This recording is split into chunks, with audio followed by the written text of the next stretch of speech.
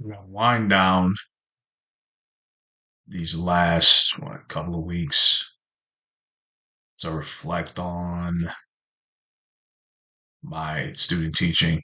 I have to tie that in with my 14-year career and talk about my role as an educator and my philosophy. So, with that being said, my name is Leroy Kincaid, and this is my philosophy. I would have to say that my philosophy has changed over the 14 years that I've been in this career, this profession. I can tell you this: the first philosophy that I ever wrote was probably three sentences, not even a full paragraph. But the main points of that philosophy, some of them may have been tweaked, some are still the same. So, with my philosophy of education, it's you have to focus on student learning. So, for me, I focus on student learning, achievement, and classroom management in a secure environment that is safe for student progression and in the field of physical education. I strongly believe that students learn best in an environment that is secure and has clear and reliable expectations filled with opportunities to learn independently as well as through direct instruction from me. Um, I feel like my philosophy has been with me for 14 years and it's going to stay with me until I retire or even after I retire. I may change it then to help, students who are in the same position that I'm in right now, or that they'll be in a similar situation, but not in having 14 years in.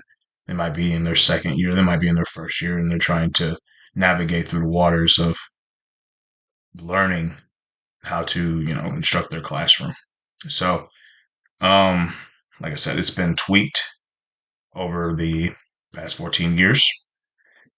But the most important thing about it is you have to adapt with the times and you have to adapt to the profession. You have to adapt to the content because everything can change on an instant.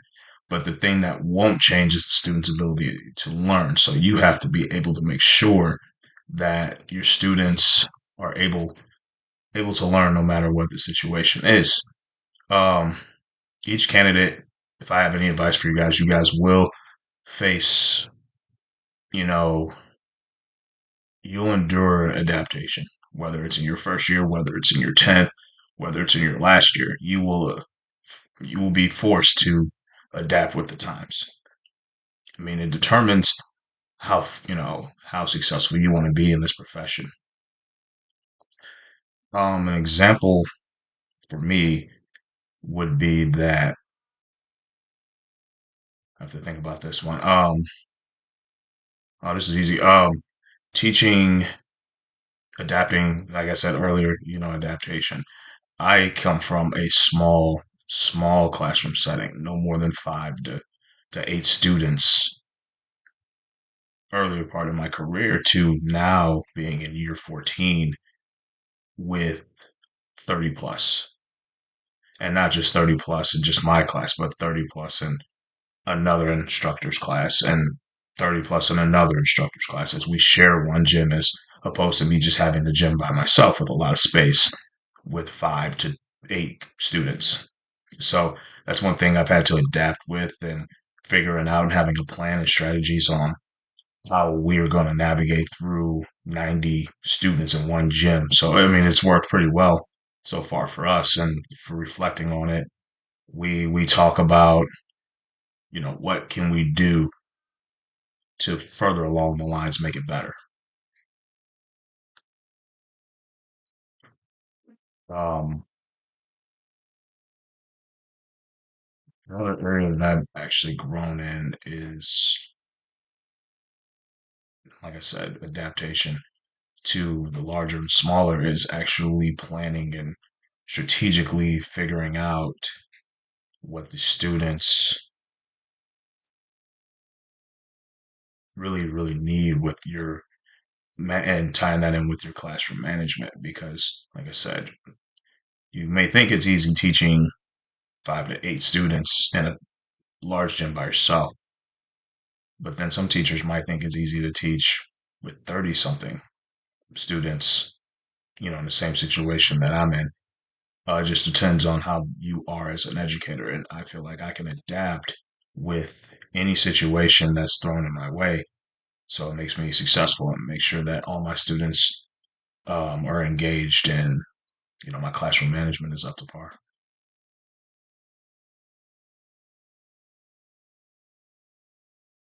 The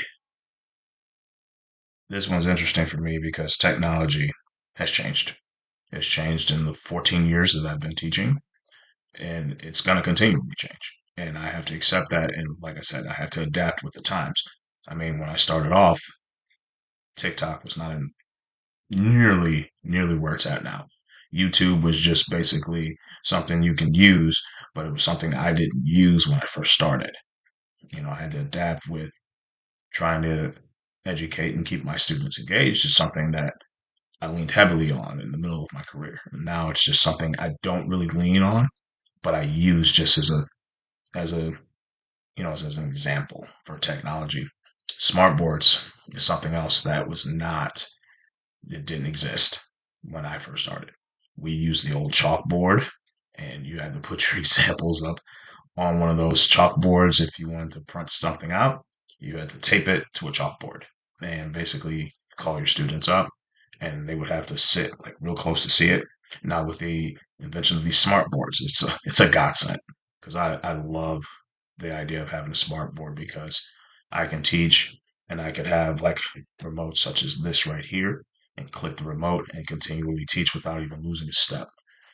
Also, another thing that I didn't think was possible that I could use back when I first started was a microphone. See, microphones were really scarce back when I first started. Now it seems like everyone has one. We, the three of us in the class that I teach in, we have them, and all three of us have them, and we piggyback off of each other with them. And I wouldn't have thought that that was possible, when I first started. But now, they have the regular microphones where you can just speak into, and then they have the ones that go over. And with the microphone here, there's only like the gamer microphones and the gamer headphones. The kids they'll see that and they'll be like, "Oh, he has one too." But it's not because, I have one too, just so I can be like you. It's so I can keep an eye on my students and continually teach and make sure they're engaged as I walk around the class because I'm one of those teachers that likes to walk around the class as I'm teaching. So either one works for me, having that projection. And not only does with that projection, you don't have to strain your voice. I mean, back in when I was teaching 14 years ago, I would go home and I'd have to drink a lot of water, salt water, to make sure my throat and my voice wasn't gone. But now that we have those microphones, I don't really have to project as much. I can keep a calm tone and demeanor on how I teach. And the same thing with smartboards. It's less stress that I've had to endure with the technology. And I love it because I'm a technology savvy guy. I mean, with the laptops, the Chromebooks, iPads, I mean, we use them all. And even with YouTube, showing highlight videos and also just basically using sound systems. Anything that keeps our students engaged or my students engaged is something I'm for. And I invite any technology, whether it's being invented or it's not even, something that we use, I will research it. I will get online to see what better research or better technology that we can use and I'll research it and present it to whoever needs to hear my case on it. Finally, my di- my disposition of the Christian worldview and how I see the world when it comes to teaching and how I incorporate that with my learning and with my instruction and teaching. Well, for me, it's being a role model and being what I was born to do, and that's to teach, and that's to show the students that there's ways about going through life. And like, for example, I always have high expectations. So that's a part of the disposition of learners is, you model that high expectations for your students and your students will follow suit. And they will use that for whenever they leave, when you're teaching, they'll leave and go to the next phase of their life. I mean, for me, it's middle school, so they'll use that for high school. And when they leave high school, hopefully that continues. They can use that for the workforce. And so when they go back throughout their lives, and someone asks them, "Hey, how is your work ethic?" And they'll go to that and say, "Hey, I had high expectations. I had an instructor who had high expectations of me early on, and I'm using that now to further along my success in the work field." That's just something I see my students when I'm teaching. That's something I see in my students, and hopefully they take with them when they leave me and go to the next phase of their life. The respect for diversity of my students and respect for others is another one. As long as like I said, I want to be a role model to these students. So as long as I'm showing them respect and respect to not only the environment around me, but other educators and colleagues, that they see that I work with them, that helps them when they get older. They'll see that they have to have respect for those around them as well. Um, my professional conduct is always, I'm a professional in whatever I do. I make sure that I'm well spoken, well dressed, make sure that I'm always communicating with teachers, colleagues, staff, um, parents, administration. As long as I'm always communicating with someone, including my students, and letting them know like what's going on or what the expectation is for or what the plan is for the day. And finally, for the curiosity part of it, I always want my students to be curious because everything that I teach is something new that they will learn. It may seem like they know it, but I'm going to throw in there that, hey, what about this way? Or what about this? That engages the students because they will stay curious. The students are always going to be curious. So it's just up to you on how you present that curiosity to the students.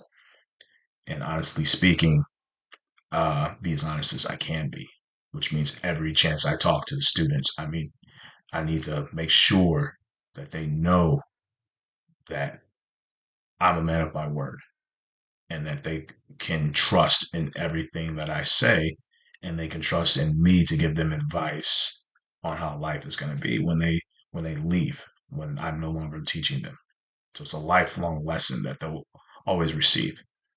And showing that with that, it's showing that I'm an advocate for their learning and advocate for whatever they need. So I mean, even if like here's an example. A student of mine has a football game, and they want me to show up and watch, and me honestly saying yes, I can be there.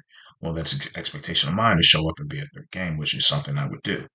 So they see that they know I'm very dependable and very responsible, and I take accountability for being that person in their lives that can be someone they can count on. So it's just a part of the dedication of the field and showing that compassion, that knowing that, hey, I'm here for you.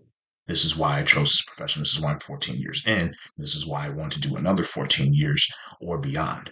So that's just something that is a part of me, it's part of my teaching, a part of my education, is something that I strive for.